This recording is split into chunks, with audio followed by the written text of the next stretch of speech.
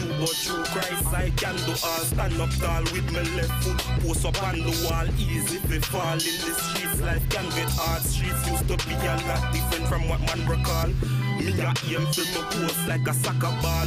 Feel run the road that don't need a map at all. Babylon them want to hold me with a strap at all. But man a lion, me no Cancer nor Capricorn. Though they want to see me fall, I'm gonna be okay. Though my back's against the wall, I'm gonna be okay. They fighting me now, I'm gonna be okay. Jehovah eyes are watching me now, I'm gonna be okay. Welcome to Hope in the Six. I'm your host, Eddy Martinez, and today we got a special guest, my good friend. I call him Brother Louis. Blessings. Respect. Glad you could make it. I want you to tell people who you are and what you do. Yeah, my name is Louis March. I'm the founder of Zero Gun Violence Movement, Right. which is a collaboration of over 40 different organizations, agencies, programs across the city of Toronto that are working towards this ambitious and bold objective of getting zero gun violence in the city. A lot of people don't think it's possible. Right. Because Zero. Yeah, we simple. can't get zero. But my response to them has always been, we already have it. So don't tell me it's impossible, but we only have it in certain parts of the city for certain people. Okay. So if we can have zero gun violence in Rosedale, I want to have zero gun violence in Rexdale. Right. If we can have zero gun violence in Hyde Park, I want to have zero gun violence in Regent Park. So how do we recognize what's going on in these communities and what's missing in these other communities, and how do we close the gap? Definitely. And so first of all, we don't buy into it's impossible. Right. Our work is about it is possible, and we're going to make sure that it happens. Right. And we're going to work towards I might not be around to see it, but I want people working together Right. to achieve it. Definitely. So what are some steps that has been taken or we should take now to get to this zero gun violence? I think that's a big question. Right. It's a big question because a lot of people talk about gun violence as they know it. The characteristics of gun violence today in 2019 are different from the characteristics of gun violence in, say, 2005 when we had the year of the gun, where we had 52 homicides due to gun violence. The characteristics have changed, but the narrative about gun violence still remains the same. How can we solve a problem if we don't know the problem properly, or we don't recognize what is going on? And that's where we are right now, trying to bring a proper understanding of what's going on so that we can deal with it properly. And we're not there yet. So my question to you, what do you think is the cause of the increase of gun violence? The increase in gun violence didn't happen overnight. We saw 52 homicides due to gun violence in 2005. 2013, we saw 22 because there was a massive influx of funding for youth programming. Okay. All right. And we saw the decline that took place. That money started drying up. Okay. So from 2014, now we've started to see an uptick. 215, 216. Yeah. So this didn't happen overnight. So it should not be a surprise. Right. What was a surprise is that even though it was going up, there was no response to interrupt it or address it. Right. We had our political leaders running around the city saying how safe the city was. But I'm saying, no, the numbers are not saying that. Right. It may be safe in certain parts of the city, Right. but in another part. So when we saw the uptick in violence, we tried to bring that to the table and says we need to change what we're doing or address the issue in a meaningful way. And we didn't get that response. So in 2018, when we saw it hit 51 homicides due to gun violence, it didn't surprise us. It surprised a lot of other people because the number was big. Right. But that number didn't happen overnight. The year before it was 39. The year before it was 41. Wow. Yeah. So we saw the cycle, we saw the trend, but there was no political leadership, resolve, and courage to deal with it, to recognize it, and so on. So we're going to go to a clip, and I want to comment on it after. Awesome. The work that we do is not easy because we work with the people that are responsible for the violence. But we also work with the victims of the violence. I'm here today to provide an update on homicide 71 of 2018. Officers from 41 Division yesterday morning, just before 5 a.m., attended the area of Burnhill and Warden Avenue for calls for a shooting. They found a male victim who we have since identified as Alpha, A-L-P-H-A, Conte. Remember all the ways I miss you next to me. Can't see you now. You're stuck in the memories. So giving this back to you.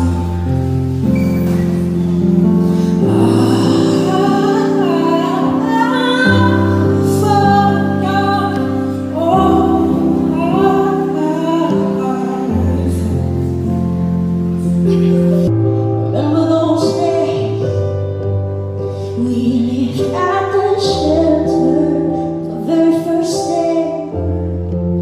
You said it all gets better with the big smile on your face that can never be changed. So I'm giving this back to you.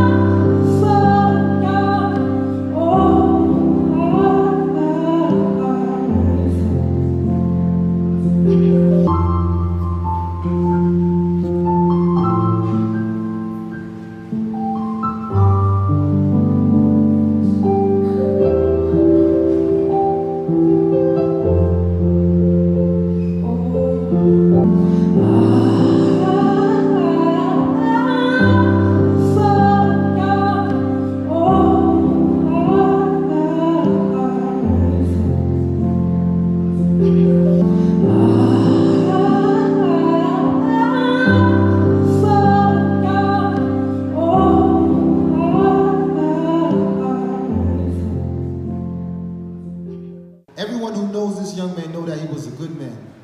Is that true?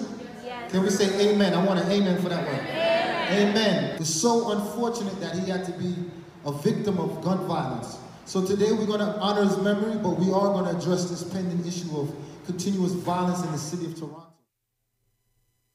First of all, I want to say rest in peace to Alpha Conte, you know, and second off, I want to say that his murder has not been solved, you know, and that's a problem. A lot of murders go unsolved.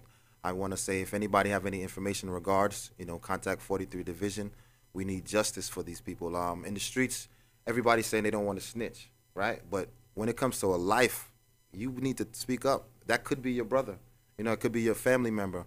Matter of fact, that is your brother. We all are one people. You understand what I'm saying? So would you not want justice for your own brother if he was murdered, or you want to be silent?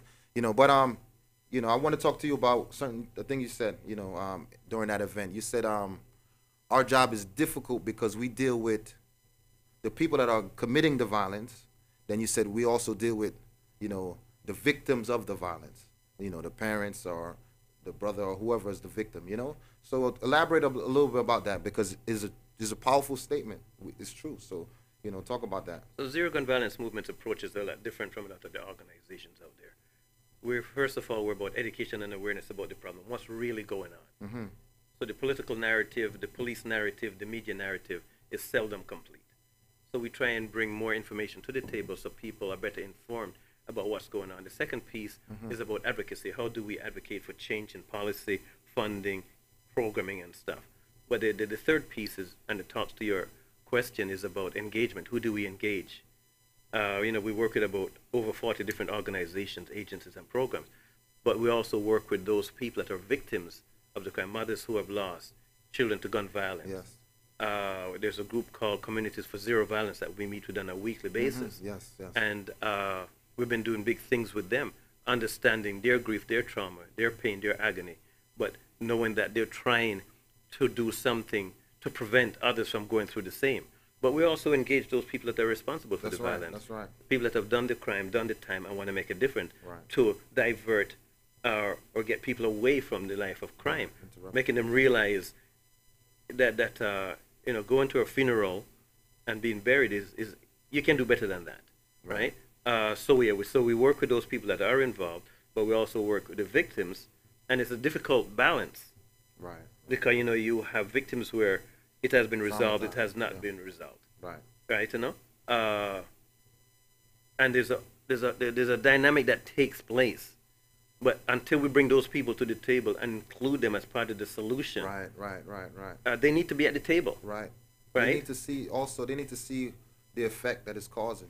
You Like understand? people think that after the gunshot is fired, after the funeral, it's Right. just a matter of closure. Nope. For a lot of these families, there's no closure. Right. If you have only one son and he's dead from gun violence, right. how can there be closure on that? How can you move on with life, right? One of the mothers we work with, she's lost her 2 sons to gun violence, or only 2 sons, right? And she works with us. And I'm saying, how can you find the courage and the strength to try and help others?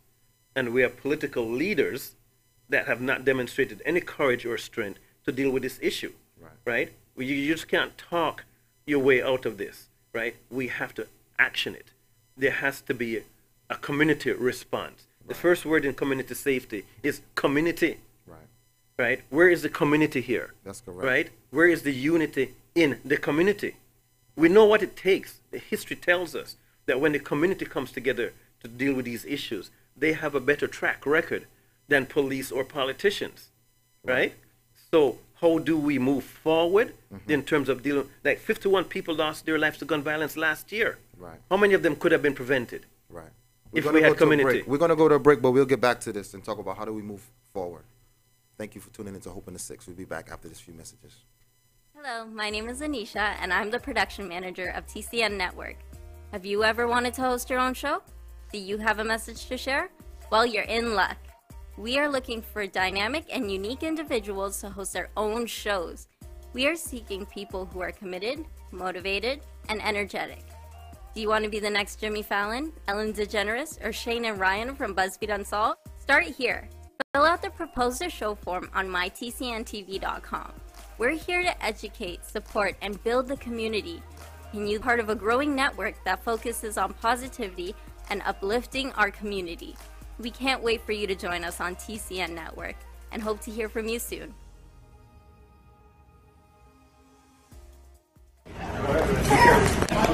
The minister was speaking about what he's been tasked to do in terms of looking at issues regarding gun control and the banning of guns. And the pro-gun lobby was in the audience, and they came out in the hundreds to make sure that their voice was heard, saying that banning guns from legal permitted holders is not going to solve the problem of gun violence in the city of Toronto. And they reinforced that throughout the whole presentation, that this focus is not where it should be. We know the mayor of Toronto, Mayor John Tory, has called for a ban on handguns. He's also asked on our show, why would somebody in Toronto need a handgun? What is your position on this? For some people, it's a hobby to go to a gun range and shoot, or to go hunting. Why are we going to ban guns? Welcome back to Hope in the Six. I'm your host, Eddy Martinez, and today we have Mr. Louis, or Brother Louis, I like to say, from Zero Gun Violence Movement. And just watching your clip of this video is an interesting thing you said, because we have the uppers, the politicians, or the government, were they were saying in the news interview, they were saying that somebody, I don't want to call names, but they already said it, but somebody was saying, why do anyone would want to have a gun? And your response was saying that people use it for hunting, there's hobbies. So I want to elaborate on that, because people say zero gun violence meaning just it's violence. Gun violence is not zero guns. Some people are licensed to carry and they have sports or collectors. So what's your continuous comment on that? Our comment on it is, look, let's be serious, right? This is Canada. All right. This is 2019. We are at the border of the largest gun producer in the world. Right. Right? We have people that use guns for sport. Right. We have people that collect guns as a hobby. We have no argument with them. Right. Right? if we're going to talk about banning guns, which we know is not going to happen because of that statement, that's correct. That reality, we have a better return on investment if we focus on banning poverty, because poverty is the grassroots, is the seed causes of violence. If you look at gun violence in the city of Toronto and you look at the poverty map, it's like a hand and a glove that fit perfectly, right? So we know the conditions, we know the characteristics. So we can talk about banning guns all we want. Right. I think that's a deflection. It is deflecting us from the real problem. Right. You deal with the issues of poverty, you will see a significant reduction in not only gun violence, but violence in its other various forms, whether it's robbery, whether it's human trafficking, whether it's all bullying, all yes. So gun violence is just one piece of the puzzle. You deal with poverty, you can deal with all those other forms of violence that is negatively destroying our communities and our society. Right? So we must focus on the real problem.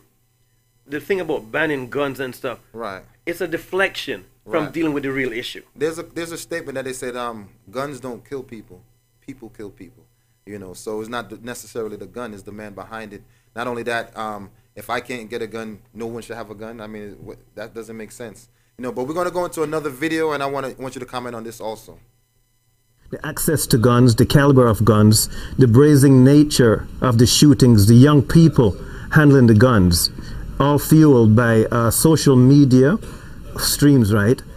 Things have changed dramatically from the year of the gun in 2005 when we had 52 homicides.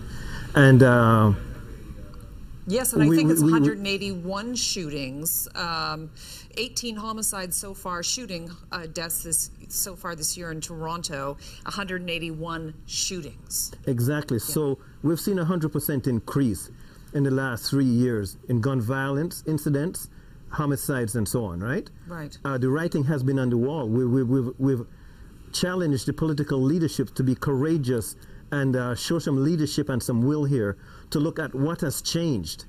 The characteristics 10 years ago are not the same today. The reports, the analysis from 10 years ago are not relevant today. We've never seen the brazenness of the shootings. We've never seen the young people. We've never seen the caliber of guns being used, right? The age of the people involved in the violence. We have never seen this before, right? And I think it's about time that the political will, the political courage and political leadership be on display to address this problem. If not, we're going to see this increase on an ongoing basis. And this is what Zero Gun Violence Movement is about. We do not want to see, we want to interrupt. Our focus is on early intervention. How do we get into these communities? Right. We know the communities. We know the circumstances, right? We know the characteristics. Why are the political leaders turning a blind eye? They think this is a hot potato. They don't want to deal with the real causes of it. And then when this happens, I see everybody running around like chickens without heads, saying how concerned they are. But when they had an opportunity to invest in these communities in a meaningful way before it happened, they were never to be found. Okay. For those who don't know Brother Louis, which I believe everybody do because he's well known in the city of Toronto, but I want to just draw a strong comparison. You know, coming from the States, you know, you remind me of like the Canadian Al Sharp, you know, for civil rights movement, zero gun violence. You have that same fire, you know, and I definitely appreciate it because some people need fire under them to get things done. You know, we can't just all have the same approach. We need different people in different places to approach things different. But I do love your approach because you keep it real. That's a street talk, you know, keeping it real. You do keep it real. And I just want to comment on, I want you to comment actually on certain statements in the video, the clip that was just shown. You talked about, you know, people playing hot potato with this situation. You know, what do you have to say about that? Like, give me a little bit more detail when you say hot potato. Because I know hot potato is like throwing the potato and it's hot. I don't want to hold it. So talk to me about that a little bit. So gun violence in itself doesn't happen in a vacuum. There's factors that contribute to it. So it's access to guns. It's willingness to use the guns. Right. It's about survival. It's about retaliation. There's a whole bunch of things that happen before a trigger is pulled on a gun, right? Right. The political leaders know this. I'm not a rocket scientist. I'm not a brain surgeon. Right. This is common knowledge. But our sense from working with these politicians is they think it's a hot potato. They think it's political kryptonite. They don't want to deal with it because it's too complex. And the return on investment it's not worth it. So they'd rather deal with potholes. They'd rather deal with transportation. And they do a good job at this. Right. Toronto is an incredible city. Like, I don't want anybody to get the impression that I have negative things. Toronto is internationally acclaimed. Every time there's an international survey and the top 10 comes out, if Toronto's not there, we're surprised. Right. So it's an incredible, resourceful, rich city. Beautiful city. So why don't we show some leadership here and deal with this issue and stop blaming each other? Right. Stop refusing to deal with it. Right. If we put all the cards on the table, the solution to gun violence is not as difficult as it might seem. The difficulty right now is that people are not putting all the cards on the table. Right. So their ability to come up with good solutions is lacking. We have a government that took $25 million out of after-school programming for young people, and we gave that $25 million to the police. Right. It doesn't smell right. It doesn't look right. Why do we focus on that? Just 2 days ago, we saw Toronto community housing, where we see 40 to 50% of gun violence incident taking place, right? They're doing their budget at the city level, and they're asking for $5 million so that they can increase policing within the Toronto community housing units, right? But I didn't see any recognition that maybe we should increase youth programming or development in community. Right? It doesn't smell right. It does not look right. So everybody's treating it as a hot potato. But at the same time, when gun violence takes place, there's certain people that are benefiting. We've seen police get extra budget. We've seen Toronto community housing asking for extra budget, right? For the policing side. Right? We're not attacking the problem at its root causes, which is poverty, right? In many ways, shape, and form. And you cannot deny communities development opportunities, economic. You cannot deny communities community centers, drop-in centers, right? We need to engage these young people in positive ways early. Stop treating it as a hot potato. It is not kryptonite. What it really is an opportunity for you to shine as a politician. And we have not seen many politicians that have looked at it from that perspective.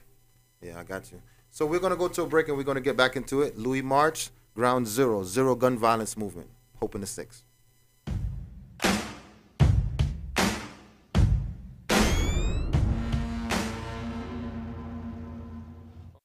Welcome to Shadow Auto.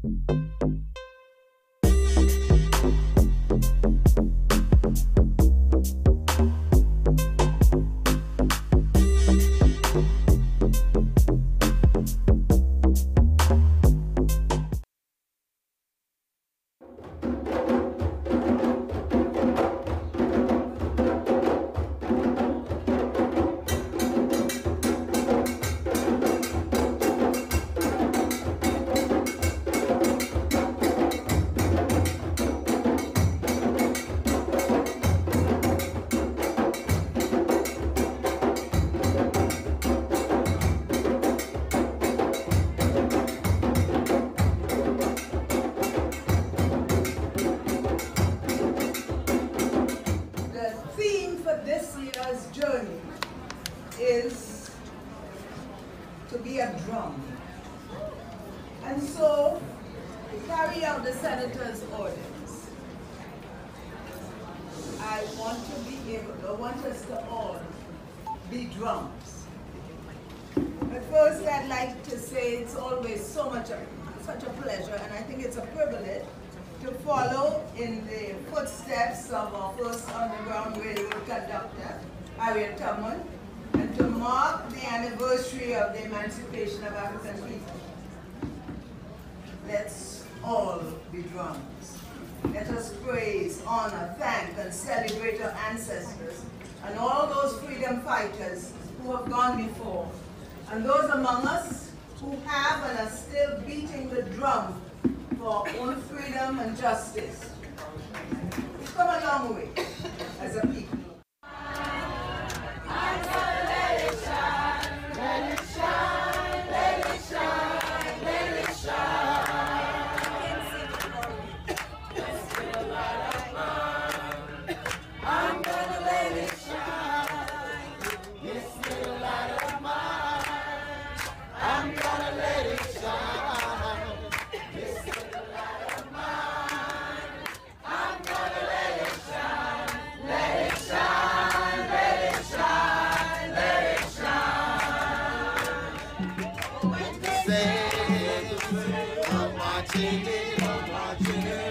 When the saints come marching in, oh Lord, I want to be in that number.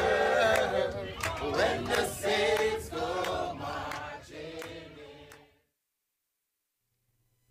Welcome back to Hope in the Six. I'm your host, Eddie Martinez, here today with Louis March, Zero Gun Violence Movement. I'm just excited to comment on this video. You know, this was a event that you put on yourself. You know, the Freedom Train Ride.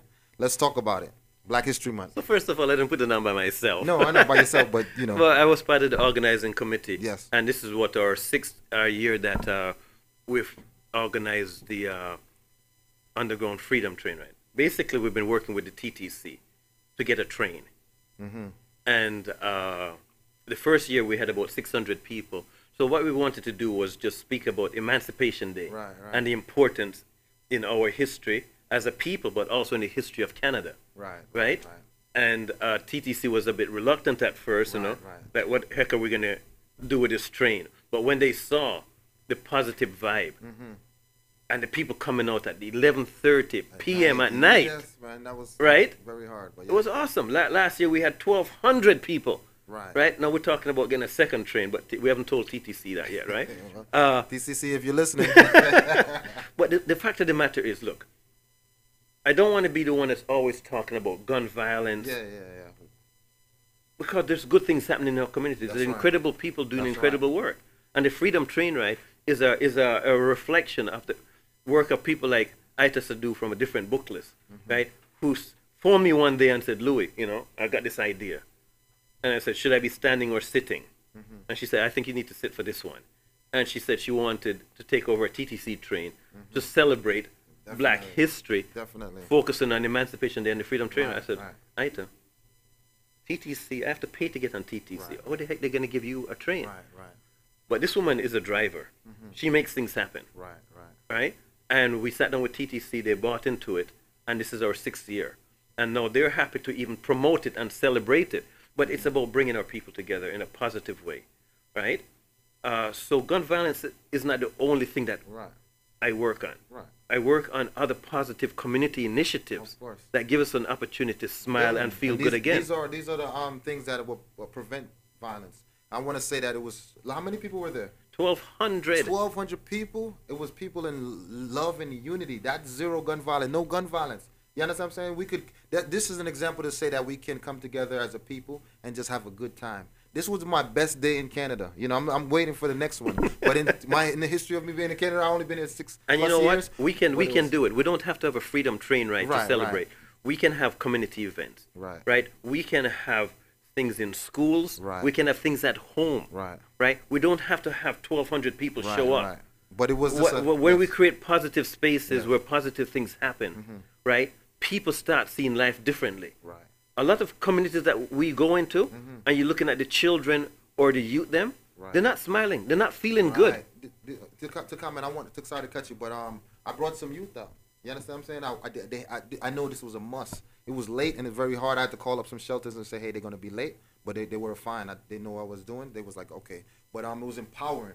People need to see this. We need to see the culture too. Like, you know, our own identity. We have to see our own identity in a positive light. So seeing that, the train ride, the spiritual songs, all this stuff was so empowering. I was blessed, you know. And I just want to take the moment to shout out my auntie Gaynor Martinez, because she do African drums, she do the dances, and I always, when I was going to her house visiting, you know, she always put that culture in me. You understand? So I want to thank her because she gave me the pride of being like a black person. You know what I mean? That just having that culture around. So when I seen this, I'm like, oh, my auntie should have been there. You know what I'm saying? There's good things happening, but we have to celebrate them and recognize them. Right. Because a lot of kids are growing up with the only thing around them is this culture of violence. Right. Right. And we have to interrupt it. We have to replace it with something else. Right. So if we can do this, and it has that impact on many people, there will be spin-off effects, right, in a positive way, right? So we know what we can do when we work together. Right. So on another note, I wanna sing next time. When is the next one? I wanna sing. I'm a singer sometimes, you know. All the pirates, yes, they rabbi. You know what I'm saying? So listen, please, I want to sing. I want to touch that mic. July the 31st, 11:30 p.m. Union Subway Station. All right. Have me on the that's ballot, when when the train runs. What a powerful event, and I love what you're doing. We want to keep it up, you know. But there's still the issue of violence. You know, we do want to celebrate our culture and our identity. We want to see us in a positive light, but we definitely can't let up. You know, what you're doing is Hope in the Six. What I'm doing, what people are doing is Hope in the Six, but we want to come together collectively so that everybody can see it. Because if you don't see it, you don't know it exists. It doesn't happen. Some people are like, oh, I didn't know this. Oh, he was running for mayor. I didn't know. Oh, he was doing that. Oh, I didn't know. Nobody don't know because we're doing things in our own space, right? So we definitely have to come together. This is hope. Zero gun violent movement is Hope in the Six. You know, communities for zero violence is Hope in the Six. So we now have to come on together, and this is a platform now where you're going to speak your voice, you're going to share it, we're going to comment, we're going to get into it. We got to do better. We you know, we got to make a difference. We need leaders. You understand that? Earlier I mentioned you as like the Al Sharp of Toronto, you know, but we need some younger ones too. You understand what I'm saying? We have to step up. It's time for us to like claim responsibility. You know, it's ground zero, work from our house. We can't just wait for the government to say, hey, I'm going to do this. They clean up because they're coming from the top. They don't even know. You're looking down. You don't. You know, if you ever be on a building or on a high rise or on a high level of something and you're looking down, everybody look like ants. You don't really know what's going on. Yeah. You understand? But from ground zero, from the bottom, we look up, you know, bottom from my house, your house, our community. And we expand because we know better than others what we need to do. Yeah. We know we identify the problem, we live it, we see it every day. So we have to now get into the heart of the matter. I think one of the important things that we need to make clear is that, you know, the work of Zero Gun Violence movement is a collaboration of many people. Right. I'm blessed to have some good people that believe in this whole idea of zero gun violence, and they believe in investing their time and effort. And all of the people that work for Zero Gun Violence movement are volunteers. Beautiful. Right? Beautiful. We work in schools. We work in community centers. Right. We do advocacy work with government agencies and funders. It's a collaboration. Zero Gun Violence movement is a collaboration. There are incredible people doing incredible work in the city. Our challenge is trying to get those people working together for maximum impact. Right. Because a lot of the young people that are engaged in this lifestyle, they have their own problems, and it might be 10 layers, and we might be able to deal with one layer, but there's still 9 layers that need to be dealt with. Right? We can talk about poverty. We can talk about unemployment. We can talk about family. We can talk about drugs. We can talk about mental health. We could go down the list. We can deal with one of those issues, but if we're not dealing with the rest, they're going to gravitate back to that lifestyle, right? So we know that we have to. Right. We have to do things different. We definitely do. We'll talk about doing things different after these few messages. Hope in the Six. Stay tuned.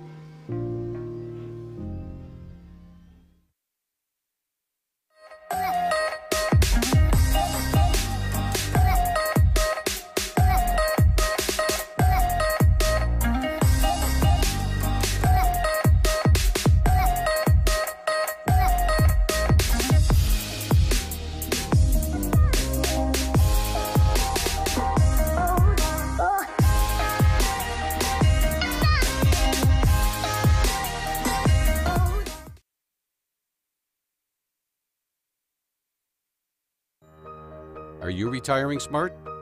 Make your home's equity work for you. With your home's equity and our 30 years of experience, the Retire Smart Properties team can help you achieve the quality of life you've always wanted. Our services are 360 degrees. We'll give you advice, take care of staging and selling, and help you find the perfect home and community to transition to. It's time to enjoy the retirement lifestyle you deserve.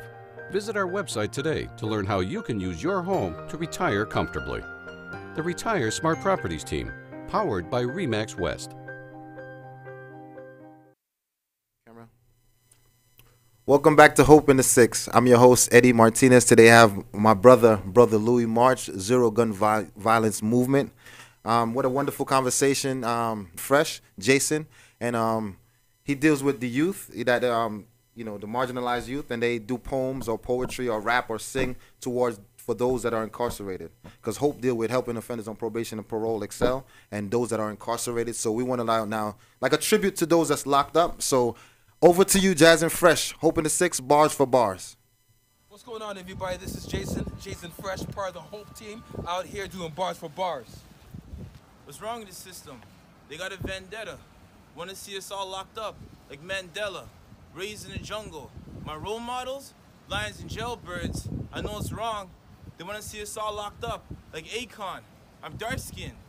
The reason I suffer from police brutalization, roughed me up at the police station, because I kept them waiting when they asked me what my name is. I'm nameless, like Banksy. Don't give them my guffy, okay? Otherwise, they write a report on me, like essays. I write a lot. My pen pals are my childhood friend pals. Caught up in some trouble, can't give no details. I just hope they reach bail. Meanwhile, all our parents are Christians and they're thinking we'll reach hell. I feel your pain, trust me. I was a juvenile, the reason my parents cussed me. Tell my people on trial, tell them only God can judge me.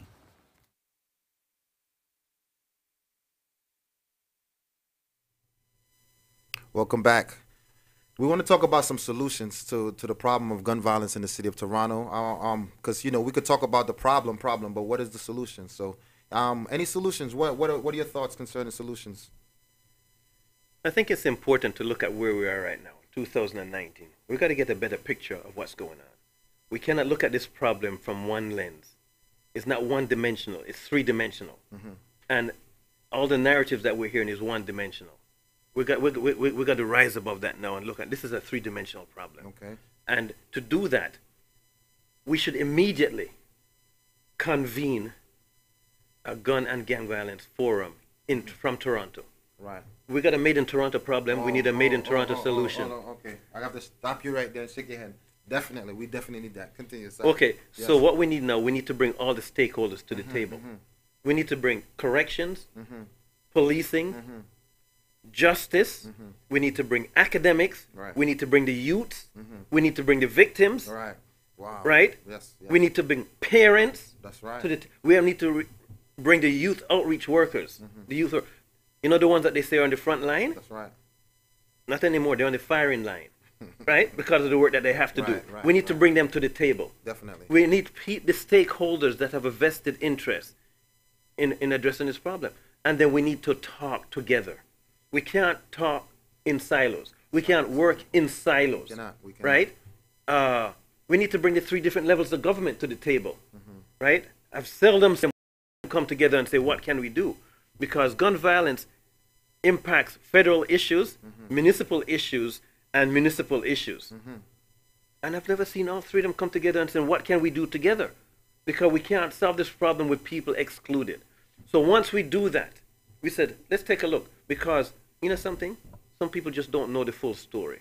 Right. So if we have that forum, the education and awareness takes place. And then once we do that, I have confidence.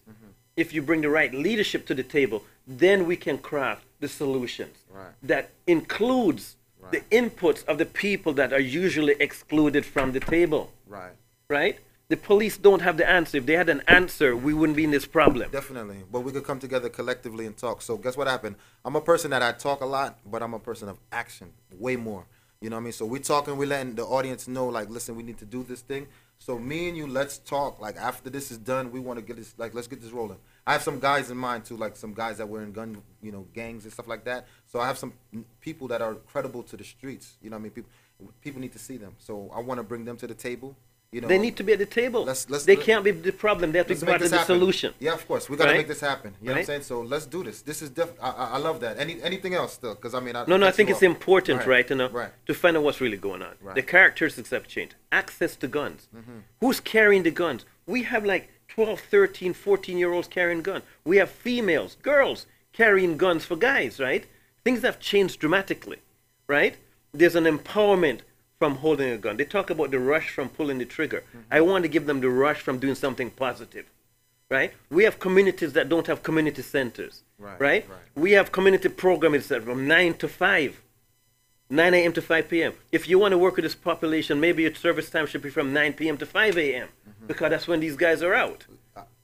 Sorry to cut you again. I was working with some youth, you know, and talking to them, and they love the programs that we do. But you know what? One of the youth said to me, he said, you go home at 6 o'clock. Where do we go? You understand what I'm saying? Yes. So that was like that's exactly my point. Powerful. He's like, you get to go home. You know what I mean? Because I'm helping, and I'm like, oh my God, we should be 24 hours because these people need round the clock. When we leave, they got to go back now. They got to fend for themselves. So we're serving a population at a time when the population is not there. It's asinine. It's sick, right? It contributes to the problem, right? So we have to take another look at what we're doing. There's certain programs that are working. There's certain programs that are not working. Right? We have to get better at delivering the right resources to the right people at the right time and in the right place. Simple. Are you doing that? Right? We're not delivering the right resources to the right people at the right time and in the right place. It's failure. Right? The funding models. We have to look at the programs that are having an impact. And we have to look at how we fund them. So, for example, the city has to look at its assets, its resources, its services. Are they really doing what they claim they're doing? Right? Because if you talk to them and them on the street, right, they're asking for ways out. They're asking for help. Definitely. For example, even employment, right? The top 15 employers in the city of Toronto will not hire anybody with a criminal record. What do you think is going to happen? Right? In California, we have 3 strikes and you're out. The third strike, felony strike, they lock you up. In Toronto, it's 1 strike. We got to call it out for what it is. Sorry for beating up on Toronto. I love the city, of course. but I'm keeping it real, right? Yes, I hear you. If you have a criminal record, the top 15 employees of the city of Toronto will not hire you. Well, there are some things right now in the working now that me and my organization at Young Street Mission, we're working now to work with those stakeholders, the employment jobs out there to now hire people with records. Meaningful jobs. Yeah, meaningful because not just the factory jobs and stuff like that, not just construction. No, there's a difference between jobs, work, and a career. So we have job developers, and I have to make it known so people don't know that.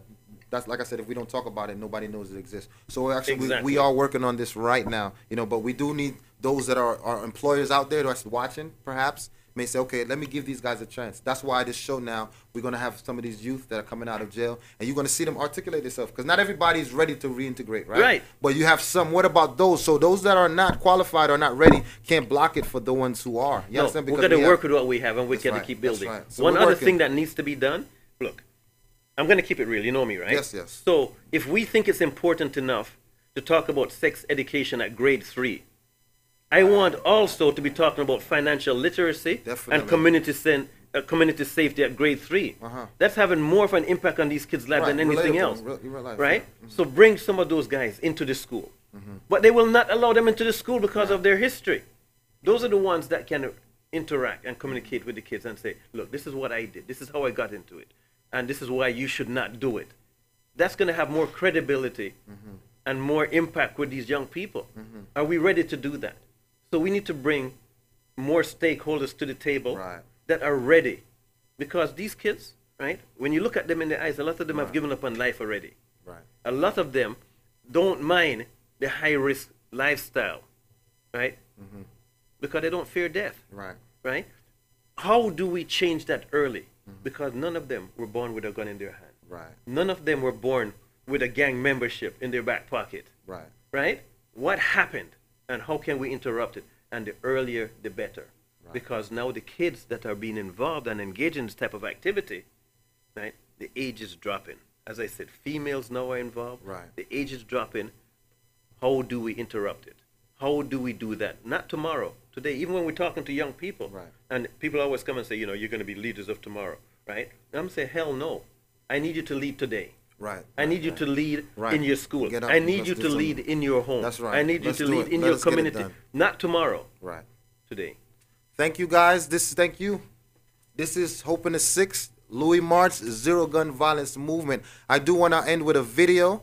So thank you for coming. And I want to say you're an inspiration to me. You know, I look to you. Many people call you their mentors. You're a mentor, you're a father, you're an uncle, you're a big brother. You know, God bless you. Keep up the good work and let us stay connected. Man. Thanks for having me. Let us stay connected. Thanks for providing this opportunity. People need to see what's going on, what the problem is. But I want them to see themselves as part of the solution. That's right. Instead of being on the sideline. We all collectively together make Hope in the 6th. Thank you for watching. God bless. The dying thief, with his life there is hope, hope, hope. Live to see another day. Hope. Thank God there is hope, hope, hope, hope, hope, hope, hope. H to the Izzo, P to the Izzy. Give me a Jason Fresh beat. Watch me get busy. Who is he? I'm just a prophet of the new age. See me on the gram, posted up on your his age. Your crony thorn wearing vinegar sipping. To get across to my peeps, I'm down to take a whipping. Y'all chasing fool's gold. I'm chasing fool's soul. Y'all for that peso. I'm trying to get their case closed. Get them out of jail. Get them out the system. I be the still voice to anyone who wanna listen like hope, hope, hope, hope, hope, hope. Where there's life, there is hope, hope, hope. Live to see another day. Thank God there is. All it takes is one person to make a difference. Just them 4 letters, bring it all together. Reading them Paul letters, now my flow's better. So many followers, not many leaders. I got that holy water, about a liter. Mixed with that crimson flow, straight out of cavalry. They said they ain't no help, I brought the cavalry. One to chase 100, 2 to chase 10,000. I represent the inner city youth, public housing. Like hope for the hopeless, cope for the stress. Open up your eyes, recognize that you're blessed. Like better take heed, I'm about to proceed. I don't give you what you want, I give you what you need. Like fresh out of jail, cause the blood prevailed. They try to give them the hammer, but I cop the nail. It's the dying thief with the iron teeth, Titans of peace. Hope, hope, hope, hope, hope, hope, hope. Where there's life, there is hope, hope, hope. Live to see another day. Thank God there is. They're doing something for the community, that's good. It's not good just to be a preacher talking garbage, blah, blah, blah, blah, doing nothing. But these people are doing something for somebody in need.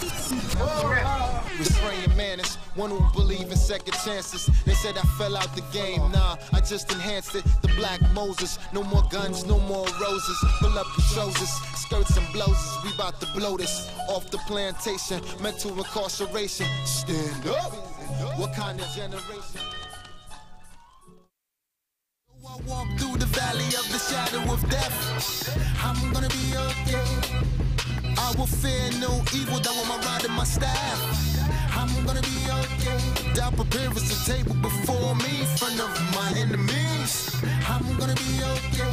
Thou anointed my head with oil, and my cup runneth over. All on my shoulder, I'm a soldier, thought I told you. Run with Jehovah, so nobody can test. Every day of my life, I'm blessed. Yes.